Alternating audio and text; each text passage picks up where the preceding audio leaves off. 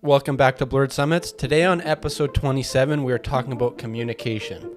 So the basics of communication, active listening, as well as how to send messages effectively.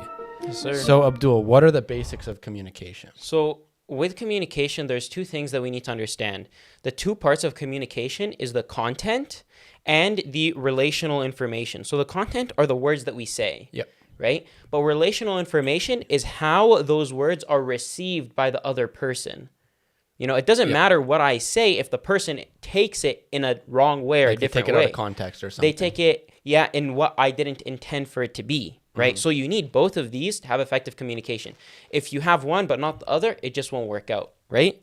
That's why you'd say like perception is everything. Perception is everything. Yeah, and that's something we'll talk about it, a little bit more later on, but it's definitely important that you don't forget about that relational information side, because usually sometimes people say, okay, I said the thing and I intended it for to be a certain way, so I don't need to apologize, or I don't really care how the person took it. But in reality, communication is half how the other person receives, right? Yeah, I know there's nonverbal communication accounts for a lot of that as well, right? Yeah, nonverbal communication accounts for 50 to 70% of all communication. Things like our gesture, our body posture, our tonality, these things can have a huge impact on us. And we can see examples of this, right? Like if you're talking to a person and they are turned away from you, you feel like they're trying to end the conversation, they're not really taking what you're saying, you can tell that this person just doesn't want to be here. Maybe it doesn't want to hear me talk, right? Mm-hmm.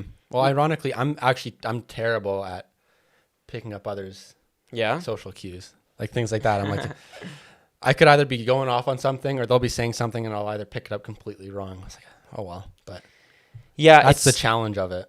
It's definitely a two-sided coin. It's a two-way road. Yeah. It's a two-way road. Yeah, and this is something that they found in studies, which is smile, right? And they say smile because even if you're sad and you smile, you will eventually begin to become a little bit happier, right? You begin to trick your mind into believing a reality even if it's not true. So even when you're sad, force that smile. That's because, you're basically telling the other person, I'm happy. So then they treat you like you're happy and then it lifts you up. Exactly.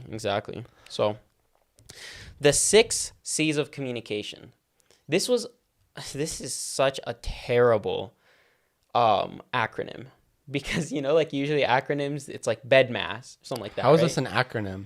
It just C's. Yeah, that's not an acronym. It's just is that not an acronym? Whatever it is. Acronyms, it means it spells something out. Oh, okay. Like this, it just makes it's not that easy to remember. So we're just going to run through these, but these are basically the 6 things that you want to remember when you're communicating, right? First is clear. Mm-hmm. You got to be clear. You can't be wishy-washy. You can't be half in, half out. It's like I remember when we were in grade 10 reading Romeo and Juliet in English class. There's in Romeo and Juliet, when Juliet or when Romeo or one of them goes to a person for advice, the person says half truths can only be given half answers. Yeah. Or something along those lines, right? You know better than I did. I didn't read that very good in high school. And this one it comes to this point, right? You got to be clear with what you're saying. If you are talking to a person and you're kind of giving them half the picture, you're not very clear with what you want, that kind of stuff, it's not going to work. You want to well. present your true intentions when you're talking to them. So exactly. they know exactly what it is. Exactly. They don't have to take out as much of the interpretation as possible. Yeah. And this lines up right into the second C, which is complete, right? Is that it needs to be, your communication needs to be complete. You can't cut it halfway, do that kind of stuff. It needs to be complete. Yeah. Right? You got to finish you got to finish your thoughts. Make sure that they know what you're listening to. Mm-hmm. Don't let them guess. I think that's what all this is showing, is don't make them have to guess what you're saying. Yeah. The next C is courteous, right? You need to, concise. I'm really bad at counting. Is concise. You want to be concise with what you say. Sometimes if you ramble on too much, your actual substance gets lost in the sauce. Right? You don't want to get lost in the sauce unless you're getting something fancy, man. No sauce lost. Unless you're getting some fancy computer, man. It's okay to get lost in the sauce. Yeah. But that juice, bro. That juice. The next one is courteous, right? You want to be courteous in your speech when you're talking to other individuals. This is just going to make people want to hear you more, right? it's just going to help you out. If you're courteous in your speech, then people actually want to listen to what you have to say. And if you're not, people are just going to brush you off. Well, it makes you feel more empathetic, cares. Right? Like when you're being courteous, it's like, okay, they understand what I'm going through. Yeah. They're relatable. Yeah. So then they just take it a lot better with that.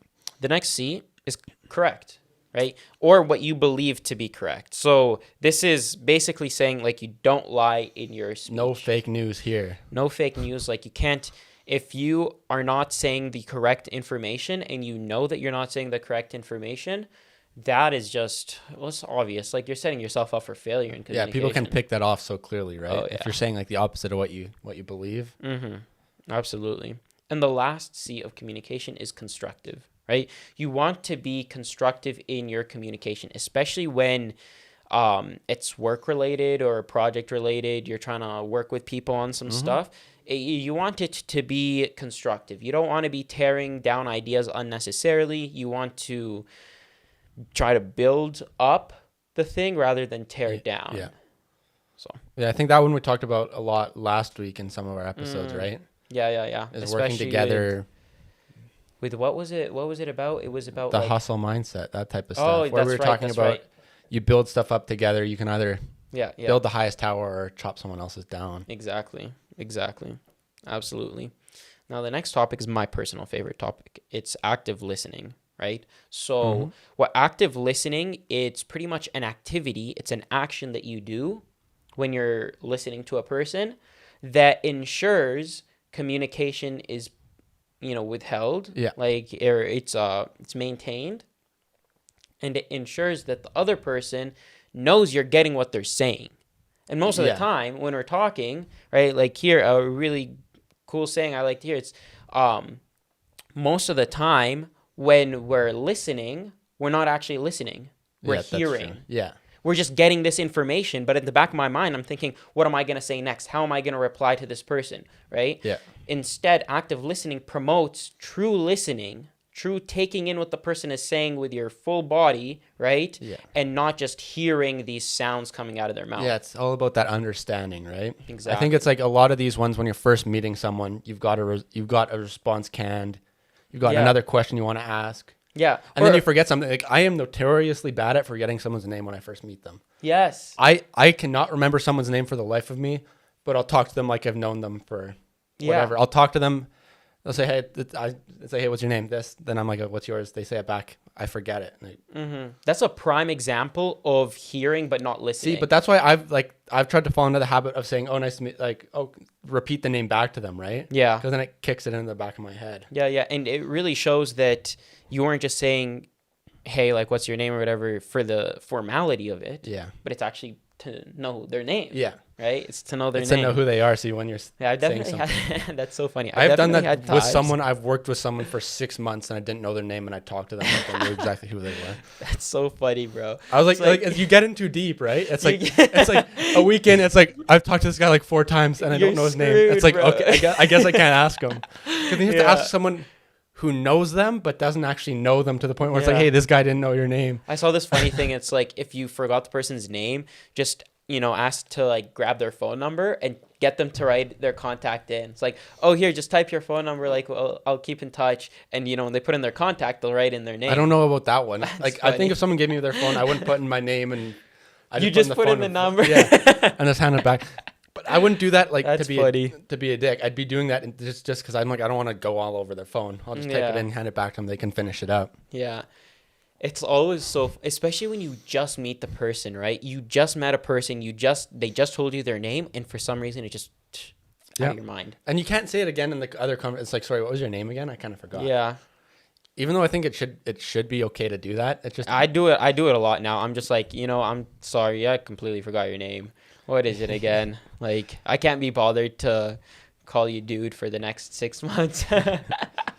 Well, at work, I had to get people's names for like memberships and stuff, right? So that bit, I'd be like, sorry, I forgot it. If they're like a regular, I was like, oh, what was your name again? Yeah. I kind of had to, but. Yeah. And regularly, I'm like, can't be bothered. It'll come up eventually. Someone will call their name out. It's always that like awkward moment. It's like, damn, it almost feels disrespectful. It's like as they're leaving, it's like, oh, I forgot what his name is. Yeah. Damn. That's so tough. No. So how do we active listen? right? We know it's a good thing. We want to do it. How do we do it? First of all, before the conversation begins, before the communication begins, you need to mentally prepare yourself to actually listen. You need to tell yourself, okay, my role here is to listen. It's not to give a response. It's not to give advice. It's not to do any of this. It's just here to listen. After you do that, every time you catch yourself, oh, like I want to jump in, I want to say the thing, I want to do the thing, hold back and remind yourself, my intention here is to listen. Yeah. Right? And this is the biggest key. It's paraphrase what the speaker said back to them. This is a big thing that people say in relationships and friendships. When you have arguments with the other person, do this, and this will eliminate your arguments. So just repeat it back, and it eliminates everything. Yeah, like when problem solved. When the person is saying something to you, and they're saying, you didn't do this, this was bad on your part, you should have done this different, just take it all in, and after they finish saying it, repeat it back to them and say, is this what you meant? Like, am I understanding you correctly? And if they say, yes, you are understanding me correctly, now it's your turn. Now you say your point, and you say, no, you did this, and you did this, and you did this. And the person has to repeat back to you, this is what you mean. Is that correct? Blah, blah, blah. So you get the true intention. And so you get the true intentions, because oftentimes in arguments, they end up trailing off in a completely different direction because the people aren't even listening to what the person has to say. They're just thinking about, what am I going to say next? Right? I think someone who's really good at doing this kind of the active listening thing, Big Brother, Dan Giesling, bro. I think we might have talked about it before. Oh, is he the guy who made that big comeback like a long time ago? Well, he was the guy who, he has like where he knew he was screwed, and he went on this huge rant and basically threw the game. But like at the start of the games, he'd sit there and people would just talk, right? And as long as you can take leading questions off of what they're saying, they'll go on for days. Yeah. You'll find out all this stuff about these people. He'll know all this stuff he can use to his advantage. Yeah. Without having to share a single thing about himself. Yeah. So definitely it's a skill. It's a good way to get to know people. Practice skill, and it's definitely a good way to know people for sure. So we're going to jump into, how do you send messages effectively, right? You're trying to tell the person in front of you, or tell the world, or tell the group that you're presenting to a message, and you're trying to get it across effectively, right? Or you're in an interview, you want to get it across effectively. What should you do? First of all, own your message. You need to be very clear about what it is that you are saying, and you have to own it. You got to say it with your chest, right? You can't say it and say, oh, I'm not too sure, maybe this, maybe that. No, you have to just say what you believe and own up to it 100% completely. Even if you're not 100% sure on it, if it's what you're saying, you need to say it with confidence. Yeah. Say it with chest is what I think. Absolutely. They say it, right? Absolutely. Yeah, just say it with your chest. Like, say it, believe it, right? Yeah. Absolutely. Because if you don't believe it, why would the person on the other side of the desk believe it? Exactly. The next one is be complete and specific, right?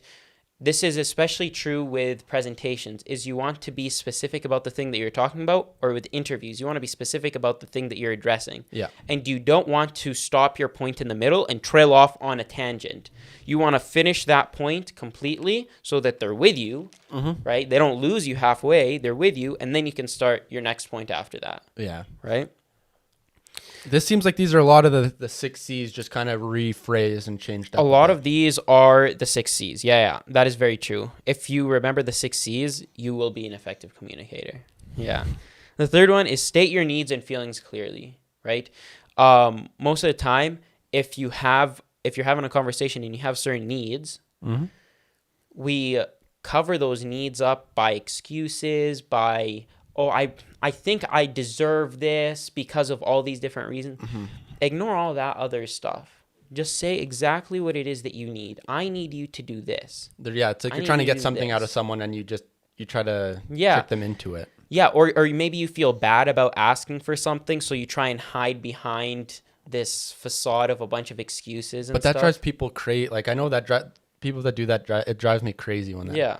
It's like, just say what you want, because that's why everyone assumes that when someone's asking or saying something that they're trying to get something from you. Because almost all the time people are.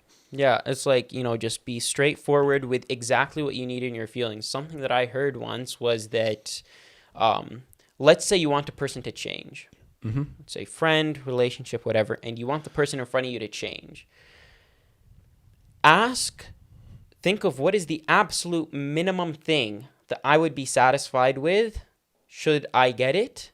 Mm-hmm. It doesn't have to be perfect. The absolute minimum, and ask for that thing.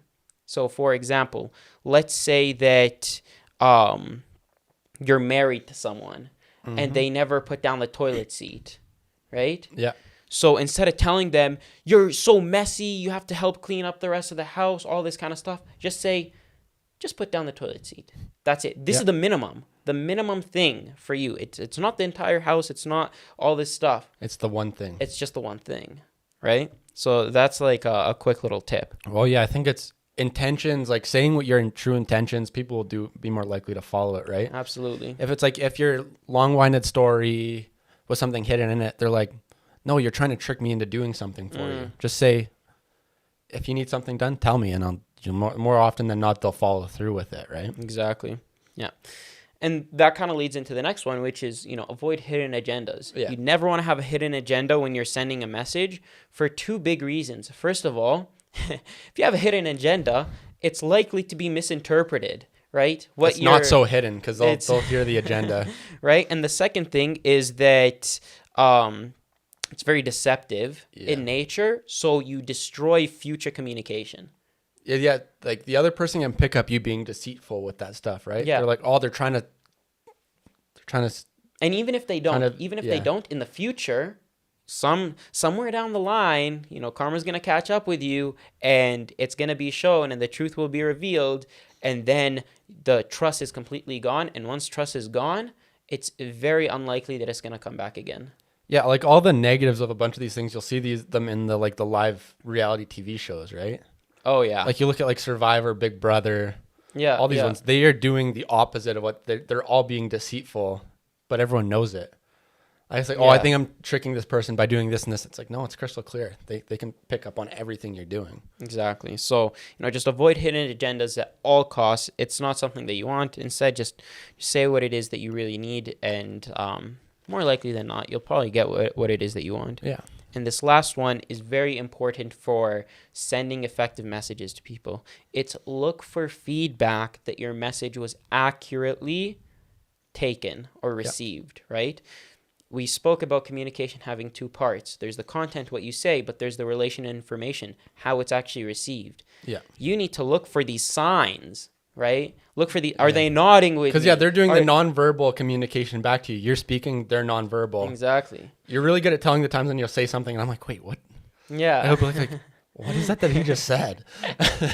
Yeah, like... And you're like, oh, like I don't even have to say anything. You'll pick up on it right away. Yeah. You want to make sure, because the worst thing is that you say something and you believe it was received in one way. You go on with the rest of your life, 3 months down the line, turns out that person completely misinterpreted you, and it could have been something that was easily resolved and clarified in the moment. Yeah. Right? It's something, you just need to be crystal clear with everything like that. I think that's why when you're receiving words, you should try and be almost over-exaggerating your responses, right? Because most of the time what you're doing, it's nowhere near showing as much as you think it is, right? Yeah, you need to let the person know. Like, if you hear something from a person and you're like, wait a minute, you got to let that be very obvious. You can't just assume that they picked up on your little cue that you didn't know what they were talking about. Yeah, you say, whoa, wait a minute, what did you just say there? Like, hold up, let's take a step back here, buddy. Like, so if you do that, that's the better way to approach it instead of letting it marinate. Yeah, it's better take it into your own hands than assume that someone's picking up on all your little social cues. Exactly. 100%. Absolutely. So anyways, thank you guys so much for tuning into today's episode. A quick summary. We spoke about communication, talked about the basics of communication, the 6 C's of communication, which are clear, concise, courteous, correct, complete, and constructive. If you remember these 6 things, you will be an effective communicator. You will be able to send effective messages to those, if it's a single person, friend, family member, large groups, in interviews. Thank you guys so much for tuning in. If you would like to catch our full video podcast, you can catch it on YouTube. If you'd like to catch the full audio podcast, you can catch us on essentially all platforms. And be sure to follow us on TikTok and Instagram for daily content and clips where we can also interact and get to know you guys more. Thank you.